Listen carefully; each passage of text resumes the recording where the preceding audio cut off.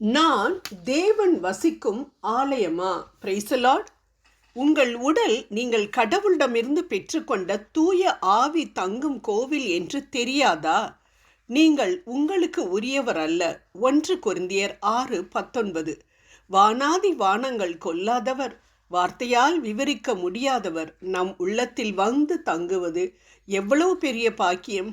ஆம், என்று நாம் நமது பாவங்களை அறிக்கையிட்டு பாவங்களுக்காக மன்னிப்பு வாங்கி அவருடைய பிள்ளைகளாக மாறுகின்றோமோ, அன்றே நம் உடல் பரிசுத்த ஆவியானவர் தங்கும் கோவிலாக மாறுகின்றது. இதை மட்டும் நாம் உணர்ந்தோம் என்றால் நம்மை குறித்த பார்வை மாறும். இது நாள் வரை நம்மை நாம் அழகில்லாதவள், படிப்பில்லாதவள், திறமையில்லாதவன் என நினைத்து கொண்டிருக்கலாம். ஆனால் என்று சர்வ வல்லவர் என்னில் வசிக்கிறார் என்று நினைக்கின்றேனோ, அன்றே என்னை குறித்த மதிப்பும் உயர்ந்துவிடும். 1 பேதுரு 2:9. அவர் என்னுள் இருக்கின்றார் என்று நினைத்தாலே ஆட்டோமேட்டிக்காக எனக்கு தெய்வீக பாதுகாப்பு உண்டு. வியாதிக்கும் வறுமைக்கும் வேலை இல்லை என்ற நினைப்பு வந்துவிடும். ஆம், நமக்கு துன்பங்களை கொண்டு வரும் பிசாசின் தலையை மிதித்தவர் என்னில் இருக்கிறாரே. அவர் என்னுள் இருக்கும் பொழுது எனக்கு வரும் சோதனைகளை ஜெயிக்க அவர் பலன் தருகிறார். அவர் உதவியை கேட்கும் பொழுது அவர் எனக்காக பிசாசுடன் சண்டை போடுவார். யார் எனக்கு எதிராக செயல்பட்டாலும் நாம் என்ன நினைப்போம் தெரியுமா? நீங்கள் என்னை திட்டவில்லை, எனக்கு எதிராக செயல்படவில்லை, மாறாக என்னுள் இருக்கும் ஆண்டவரை தான் நீங்கள் பழிக்கிறீர்கள், அவர் இதை பார்த்து கொள்வார் என்று அவரிடம் கொடுத்துவிட்டு அமைதியாக இருப்போம்.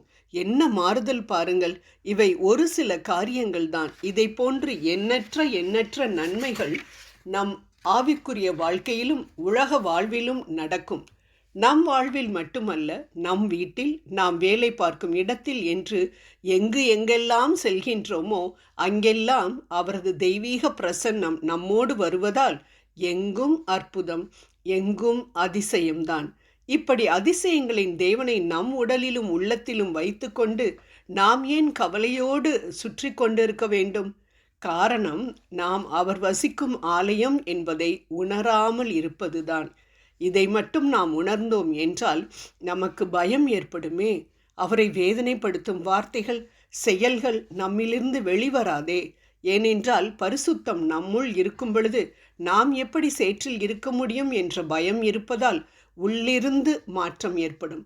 நம் இலக்குகள் மாறும், கனவுகள் மாறும், நடத்தை மாறும், எண்ணம் வேறு, செயல் வேறான மாய்மாலம் மாறும். ஏன், எண்ணத்தை கண்காணிப்பவர் நம் உள்ளத்தில் இருக்கிறாரே. அதனால் தான் தாவீது, ஆண்டவரே என் உள்ளத்தை ஆராய்ந்து அறியும், சங்கீதம் 139:23 என்று சொல்கிறார். ஆகவே அன்பானவர்களே, மீட்கப்பட்டவர்களாகிய நாம் மிகவும் ஜாக்கிரதையாக இருக்க வேண்டும்.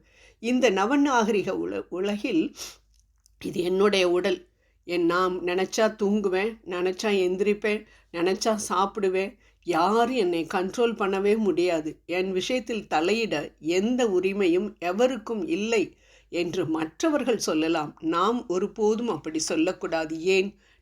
நாம் அல்ல, நம்மில் பரிசுத்தர் வாழ்ந்து கொண்டிருக்கிறார்.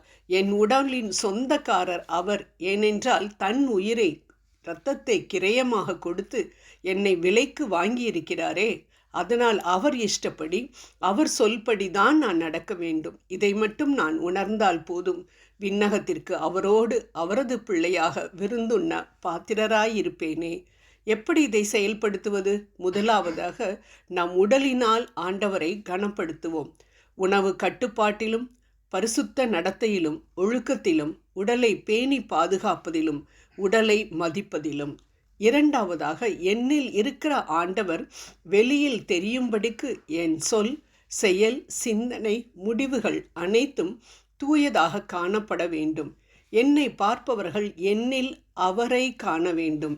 இதை மட்டும் அறிந்தால் இறந்தோரை உயிர்ப்பித்த, உயிரோடு எழுந்த ஆண்டவர் என்னையும் என் வீட்டினரையும் ஆவியிலும் இவ்வுலகத்திலும் உயிருள்ள வாழ்க்கை வாழ வைப்பார் என்பதில் சந்தேகமில்லை. ஜெபம் செய்வோம்.